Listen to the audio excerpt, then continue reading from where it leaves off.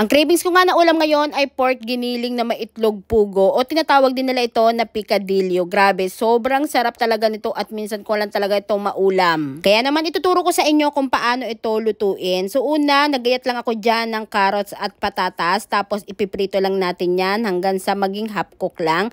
Pag okay na, itabi muna. Sunod, magigisa naman tayo dito ng bawang at sibuyas. Kapag okay na yung bawang at sibuyas, isunod na natin ilagay dito yung kalahating kilo ng pork giniling.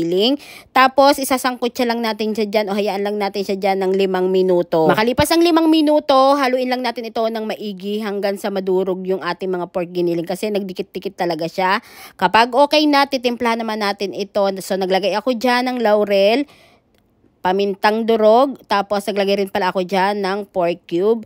Tapos ayan, haluin lang ulit natin ito ng maigi. So natin maglalagay na ako dito ng 250 grams ng tomato sauce. Tapos naglagay lang ako ng kaunting tubig lang, pinansaid ko lang yon. Tapos maglalagay din tayo dito ng 1 tablespoon ng tomato paste. Tapos ayan, haluin lang uli natin ito ng maigi, takpan. At hayaan lang natin siya dyan maluto na mga 15 hanggang 20 minutes. Makalipas ang 20 minutes, okay na yung ating karne at syempre malambot na rin yan.